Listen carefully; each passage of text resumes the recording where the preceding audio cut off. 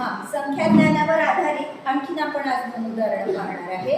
मागच्या वेळेस आपण 2 उदाहरणं पाहिली. बघा वाचा. 4 0 6 9 7 हे अंक एकदाच वापरून तयार होणारी मोठ्यात मोठी 5 अंकी संख्या व लहानात लहान 5 अंकी संख्या यांच्या वजाबाकीतील सर्व अंकांची बेरीज किती? बघा म्हणजे इथे किती क्रिया करायच्या आहेत. उत्तर एकच काढायचं आहे शेवटी. पण ते उत्तर काढण्यासाठी आपल्याला आधी किती स्टेपनी जायचं आहे. पहिल्यांदा काय म्हटलेलं आहे, हे 5ही अंक एकदाच वापरून मोठ्यात मोठी संख्या. ठीक आहे. बघा मोठ्यात मोठी संख्या काय होईल. मोठ्यात मोठी संख्या सगळ्यात मोठा अंक सगळ्यात मोठ्या स्थानी, मग 6 5 4 0. काय झाली मोठ्यात मोठी 5 अंकी संख्या या अंकांपासून 96,540. लहानात लहान किती अंकी करायची आहे. काय 540. लहानात लहान पण किती अंकी करायची आहे. 5च अंकी करायची आहे. त्याच्यामुळे आपल्याला 5वा अंक कोणता आहे. 0 आहे सगळ्यात लहान अंक त्यातला, हो ना. पण आपल्याला तो घेता येईल का आधी. नाही घेता येणार. मग 0पेक्षा मोठी कोणती आहे 4. मग 0 घेऊ. मग 5 6 9वाचा संख्या 40,569. त्या झाल्या. आता फक्त काय केलं आपण, मोठ्यात मोठी संख्या काढली आणि लहानात लहान संख्या काढली. आता काय विचारलंय दुसरं, त्यांच्या वजाबाकी म्हणजे या दोन मधला फरक काढायचा आहे. मोठ्या संख्येमधून लहान संख्या आपल्याला वजा करायची आहे. आपण हे इकडे लिहू. 9 6 5 4 0. करा वजाबाकी. 10तून 9 गेलाय 1. मग इथून घेतला होता आपण 13तून 6 गेले 7.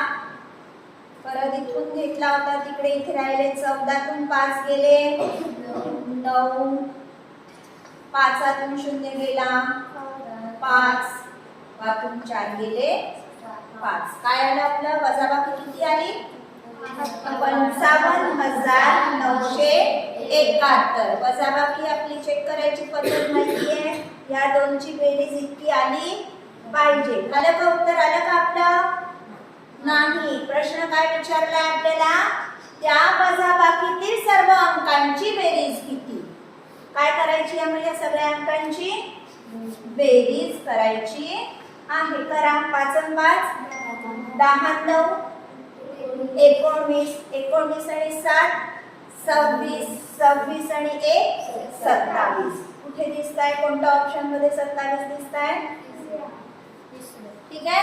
याच्या पुढे असं पण विचारू शकतात, येणारी वजाबाकी ही 3ने भाग जाणारी आहे की नाही.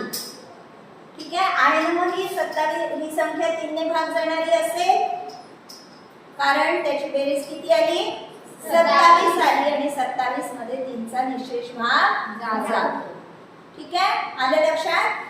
आता दुसरं उदाहरण बघू. परिमेय संख्येवरचं. काय वाचा उदाहरण. 2/4 ऋण 5/9 7/3 ऋण 6/2 या परिमेय संख्यांपैकी कोणती संख्या पूर्णांक आहे. पूर्णांक आहे म्हणजे पूर्ण एक संख्या म्हणजे अंशाला छेदाने निशेष भाग जात असेल ती आपली काय असते पूर्णांक संख्या असते. 2 मध्ये 4चा निशेष भाग जातो नाही. 7 मध्ये 3चा जात नाही. 5 मध्ये 9चा जात नाही. फक्त कशामध्ये जातो 6 मध्ये 2चा निशेष भाग जातो. आपण आधी या ऋण धनाकडे लक्ष द्यायची गरज नाही आपल्याला. पूर्णांक संख्या काढताना तो धन पूर्णांकही असू शकतो ऋण पूर्णांकही असू शकतो. समजला. मग ह्याच्यामध्ये पूर्णांक संख्या कोणती काय ऑप्शन कराल तुम्ही? कोणत्या ऑप्शनला गोल कराल? दुसऱ्या. कारण 6/2 म्हणजेच किती? 6ला 2 ने भागलं तर किती येतात? 3 हा पूर्णांक मिळतो आपल्याला. मिळतो? आलं लक्षात? मग आता असंही विचारू शकतात की ह्या दिलेल्या परिमेय संख्या चढत्या क्रमाने लावा. चढत्या क्रमाने लावा म्हणजे आधी तुम्हाला कशी परिमेय संख्या लिहावी लागेल? आधी लहानात लहान. ठीक आहे. मग लहानात लहान पाहताना काय कराल?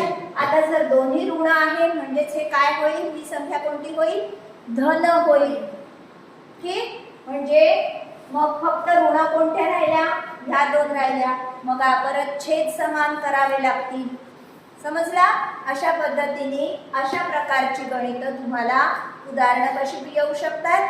दिलेल्या परिमेय संख्या चढत्या क्रमाने लावा आणि सगळ्यात पहिले कोणती संख्या येईल? उतरत्या क्रमाने लावा, सगळ्यात पहिले कोणती संख्या येईल? किंवा 5 संख्या दिलेल्या असतील तर असा सुद्धा प्रश्न येऊ शकतो की दिलेल्या परिमेय संख्या चढत्या क्रमाने लावा आणि मधली परिमेय संख्या कोणती ते सांगा. अशा प्रकारचे तुम्हाला उदाहरणं येऊ शकतात.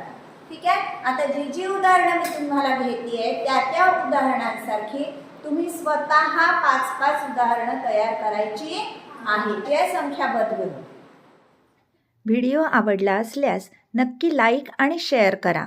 आणि हो, सबस्क्राईब केलं नसेल तर नक्की सबस्क्राईब करा. सबस्क्राईब करून बेल आयकॉनवर प्रेस करा म्हणजे माझ्या नवीन येणाऱ्या व्हिडिओजचे नोटिफिकेशन्स मिळतील. धन्यवाद.